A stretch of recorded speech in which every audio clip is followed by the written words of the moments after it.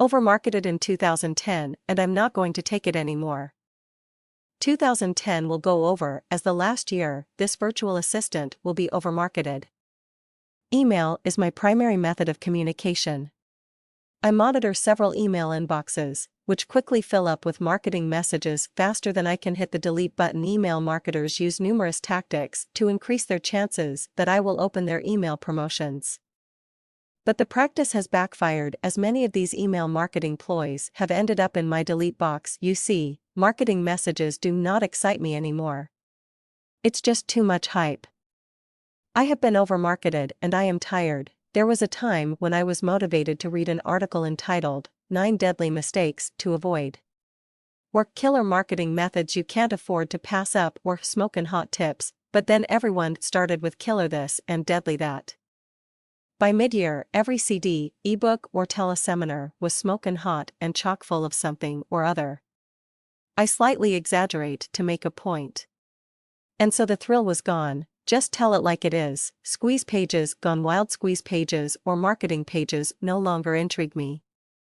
I once thought these sites were rather clever with their colorful fonts, lots of white space, enthusiastic text. If you click this button, now you will receive direct to your inbox 10 killer tips, yep, killer tips, gag.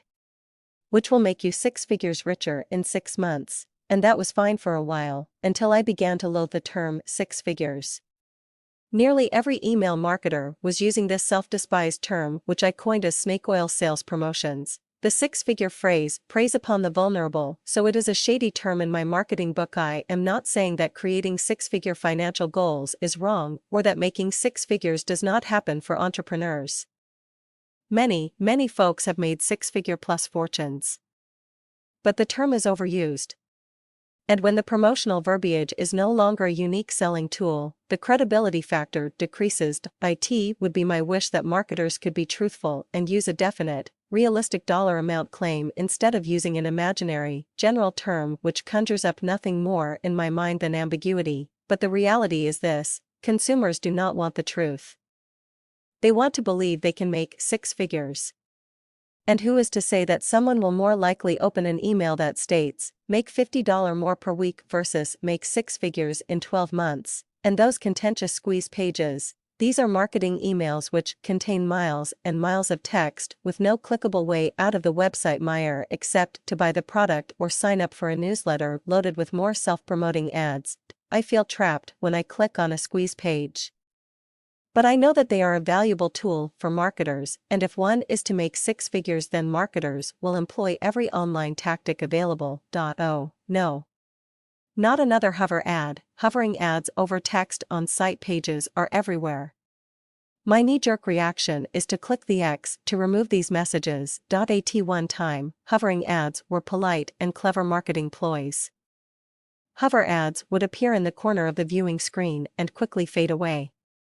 Now, a hover ad comes at me as if to pop out of the screen and wrap its beady little corners around my face. It takes several minutes to find the X to close these gigantic ads, which are ever more hidden in the background colors. Hover ads refuse to go away quietly. I am reminded of one instance where I clicked on an article link and was taken to a website. Without warning, an enormous pop-up ad came out at me, which can only be described as shocking. It took me several minutes to find the X to close the ad that I totally forgot why I even came to that page. I did, however, find the X to close out the entire site altogether, so nothing was accomplished for that marketer. As a marketing virtual assistant, I know that if a hovering message appears 100 times a day, prompting one individual to sign on, this may mean another online sale for the advertiser. But how many others are turned away with such in-your-face ads? What's in your email subject title? Getting the recipient to open an email message is the most important objective in email marketing. If the receiver does not open the message, then nothing within that message will be read.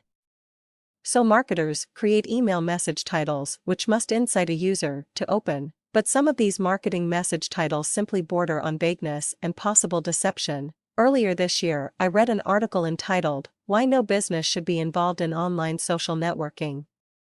The title was a great hook, but the article was really about businesses being involved in social marketing and not necessarily social networking.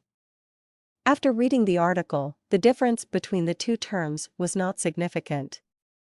Many readers voiced a negative opinion to the author about the vague title more so than the contents of the article. This backfired for the author. So, as I begin a new work year, I surmise that reading junk email marketing will find a smaller place in my workday. I'm watching more videos now and listening to podcasts while I work. I am also signing on for more teleseminars and viewing more PowerPoint presentations. This is how I am receiving my marketing information, and I feel more in control of how I spend my time.